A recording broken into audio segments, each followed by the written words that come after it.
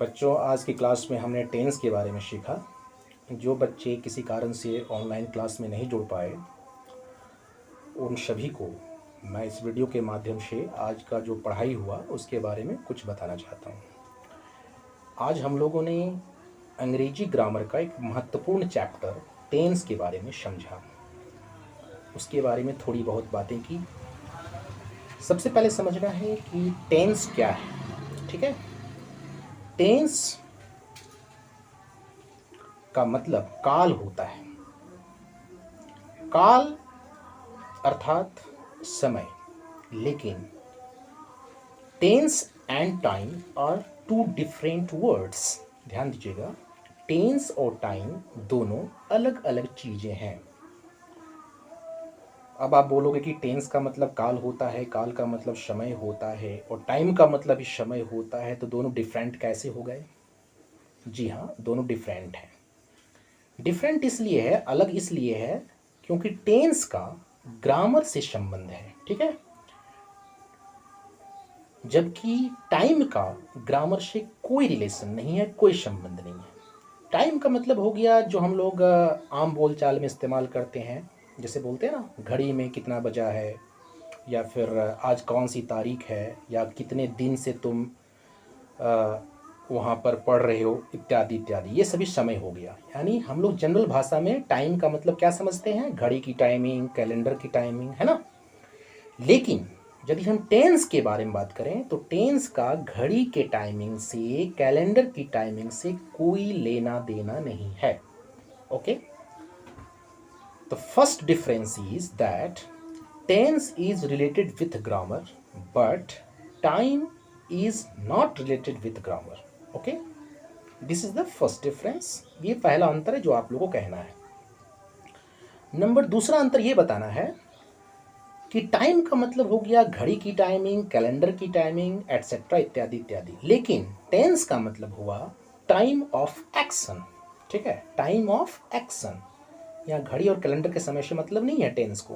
Tense का मतलब हो गया टाइम ऑफ एक्शन, ठीक है। अर्थात जैसे मान लो मैंने कहा मैं पढ़ रहा हूँ, तो ये हो गया प्रेजेंट, प्रेजेंट में ये काम हो रहा है। मैं पढ़ा था, ये पास्ट में, और मैं पढ़ूंगा, ये फ्यूचर में। तो इस टाइमिंग को टेंस बताता है। क्लियर है? आई होप मेरी बातें आप लोगों को समझ में आ रही होंगी। तो tense and time both are different. Tense और टाइम दोनों अलग चीजें हैं। टाइम का मतलब जनरल टाइमिंग हो गया, घड़ी की टाइमिंग, कैलेंडर की टाइमिंग इत्यादि। लेकिन टेंस का मतलब टाइम ऑफ एक्शन से है। ओके, किसी भी कार्य के होने की अवस्था एवं समय से है। जैसे मैं पढ़ रहा हूँ, प्रेजेंट में काम हो रहा है। मैं पढ़ा था, पास्ट में हुआ था। मैं पढ़ूंगा, आने वाले समय में होगा। तो इस समय की बात होती है टेंस में। क्लियर है? तो ये पहला चीज़ हमने बताया आज की ऑनलाइन क्लास में। जो बच्चे नहीं जुड़ पाए थे, इस वीडियो के माध्यम से समझने की कोशिश करें। नंबर 2 हमने बताया था कि व्हाट इज टेंस, टेंस क्या है। पहला चीज हम लोगों ने देख लिया कि tense and time are not the same, they are different. Tense and time दोनों अलग चीजें हैं। और दूसरी बात हम लोगों ने सीखा कि व्हाट इज टेंस, टेंस क्या है। तो tense is the study of verb. Tense जो है वो क्रिया का अध्ययन है। Tense is the study of verbs. कोई पूछेगा आपसे कि बताओ बच्चों टेंस क्या है, तो यू हैव टू से, आपको कहना है कि tense is the study of verbs. Hindi में कहना है कि काल क्रिया का अध्ययन है। अर्थात टेंस में हम लोग क्या पढ़ते हैं? क्रिया के बारे में पढ़ते हैं, वर्ब के बारे में पढ़ते हैं। क्लियर है? अब आप लोग पूछेंगे कि वर्ब क्या है सर, तो वर्ब्स क्या है? तो वर्ब्स का हिंदी होता है क्रिया, है ना। हिंदी में बोलते हैं ना, किसी काम का होना या करना क्रिया कहलाता है। जैसे पढ़ना, लिखना, हंसना, खेलना, है ना, जाना, दौड़ना, ये सब क्रिया हो गया। लेकिन ये क्रिया की शॉर्ट परिभाषा है। क्रिया क्या है, आप लोग को एक लाइन लिख लेना है। वीडियो को देखते हुए आप लोग कॉपी पे लिख सकते हैं कि verb is the name of 3 things. 3 चीजों का नाम है वर्ब। पहला बोलेंगे मेरे साथ, बोलिए action, position, state of being. आपसे कोई पूछेगा कि व्हाट इज वर्ब, तो आपको बोलना है, 3 उंगली निकालना है और बोलना है कि verb is the name of action, position and a state of being. अब एक्शन का मतलब क्या हुआ? एक्शन का मतलब हो गया कोई भी काम, बताए ना अभी, सोना, हंसना, खेलना, कूदना, अंग्रेजी में रीड, लाफ, प्ले, डांस, ये सब एक्शन हो गया। दूसरा है पोजीशन। पोजीशन क्या हुआ? अधिकार। जैसे बोलते हैं ना, I have a pen, she has a car, Ram has a bicycle, Rahim has a pencil, बोलते हैं ना। तो ये हो गया हैव, हैज़, हैड। ये क्या दिखाता है? अधिकार को दिखाता है। ठीक है, तो ये पोजीशन हो गया। हैव, हैज़, हैड क्या हो गया? पोजीशन।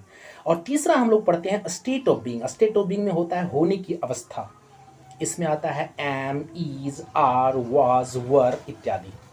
एम का मतलब हूँ, इज का मतलब है, आर का मतलब हैं, वॉज का मतलब था या थी, और वर का मतलब होता है थे।